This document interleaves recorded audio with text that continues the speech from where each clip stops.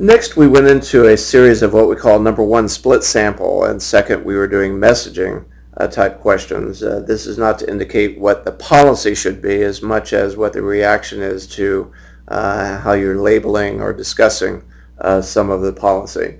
One of the things from a Republican standpoint that we understand is that the Obama campaign in just September and October alone spent somewhere in the range of $30 million on polling. This is the most researched, most focus grouped administration in the history of American politics.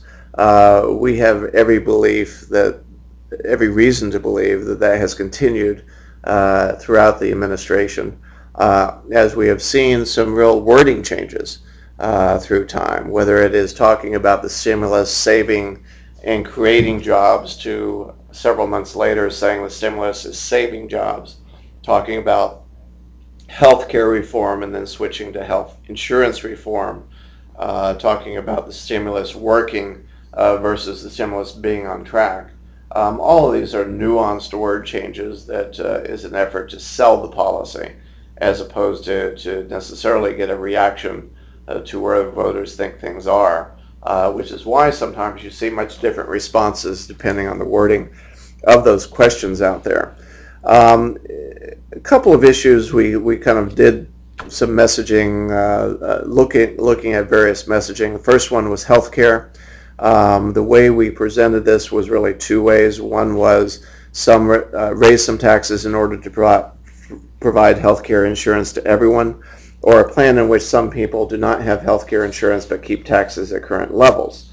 When looking at it from this standpoint, you see a 46% saying raise taxes. You have 44% saying do not raise taxes. You basically see a split based on ideology, with Republicans 18 to 71 no taxes, independents split 40 to 45 no taxes at 45, Democrats 76 to 17 raise taxes. Another approach or way of looking at that issue is to be more specific, raise taxes on businesses and those earning over $250,000 a year in order to provide health insurance to everyone. In that, you see it go to 49% raise taxes and 38%. So you do see some separation there, with Republicans still saying no taxes at 62%, the independents still very closely split, but moving more in the direction of raise taxes 45 to 41, and the Democrats staying in the 70s in terms of their belief that this should be solved with higher taxes. Looking at cap and trade was the next thing we did. There's been a kind of a Washington debate, whether you believe it or not, on whether you use the word cap and trade or you talk about it as a climate bill that creates market for businesses. The belief was cap and trade was a negative. I know many of the Democrat pollsters were recommending to drop use of that word. However, when we looked at the issue, we found very little difference between the two. It was a 4-point advantage for clean energy, 44 to 40, but only a plurality, not a majority. That dropped by a point on each, with the other half of the sample asking it the same way, only giving it a different title. The interesting difference that we did see on the cap and trade versus the climate bill is, if you looked at cap and trade, it was an even split, 43-43 with independents. When you look at it in terms of dropping cap and trade in the title, independents went to 45-37. One of the big discussions you've seen in the news media recently is too much happening too fast. Quite frankly, very often questions like that bubble up from the voters, picked up in focus groups. Here, when we asked, is the Obama administration trying to pursue too many major policy initiatives in too short a period of time? You see 63% agreeing with that statement, 34% disagreeing, very much driven by ideology. Republicans, 89% agree, independents, 68% agree, Democrats dropped to 38% agree. Again, the independents much closer to the Republican position. When you ask about the Obama administration spending too much money, along with too many major policy initiatives, rather than too quickly too much money, what you see is the numbers stay in the 60% doing too much, 61% in fact, 34% disagreeing with that statement. The interesting thing, and we've seen this in several of the questions throughout the survey, is anytime you bring in spending into the equation, you see the independents move quickly in the other direction. So you have 87% of the Republicans agreeing with this statement. Independents move from 68% to 76% on asking it with the spending component, and Democrats 34%. A big debate that has occurred with all this increased spending from the government, particularly when you look at TARP 1, TARP 2, the stimulus package, the bailout of the auto industry, and a very large budget deficit in this year's budget. A question of moving towards socialism. Interesting that you do have some merit to the socialism label.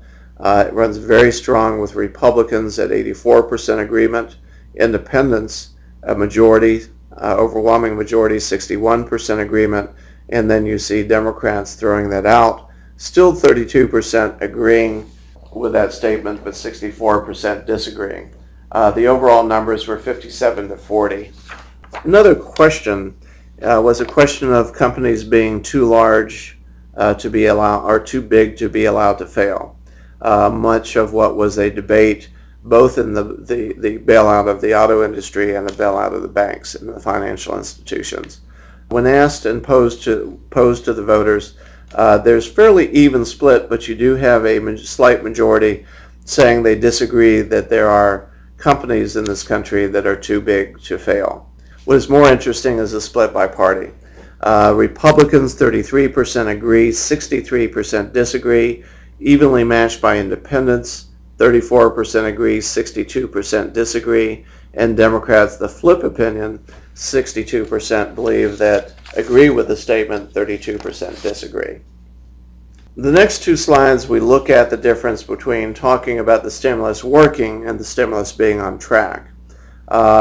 When asking about the stimulus legislation working, you get 61% of the American electorate saying it is not working, 33% saying it is. It is interesting to note the intensity of those feelings, with 46% strongly disagreeing that it is working, only 10% strongly agreeing. You also see a party split here, with 88% of Republicans disagreeing with this, not as strong from the Democrats agreeing at 58%, but again, independents leaning very heavily in the same direction as the Republicans. 26% agree, 67% disagree. When asked a different way, the economic stimulus legislation passed by Congress is on track, but should be given a year to make a real difference, you see those numbers largely reverse, with 58% agreeing with that statement, 38% disagreeing. By party, 66% of Republicans disagree, 66% of Republicans disagree, 52% of independents agree, and very monolithic in terms of their support, 85% of Democrats agree.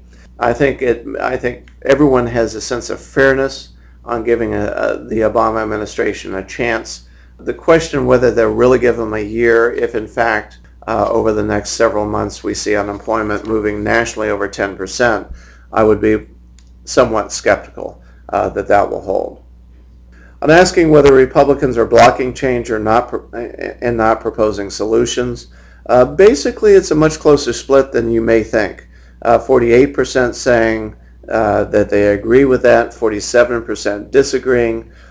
When connected to blocking change and still supporting George Bush, maybe not as big of a push as Linda Lake would like to have seen, because the Democrats continue to use that out there, but it does move it into a majority agreeing with that, 53% to 41%.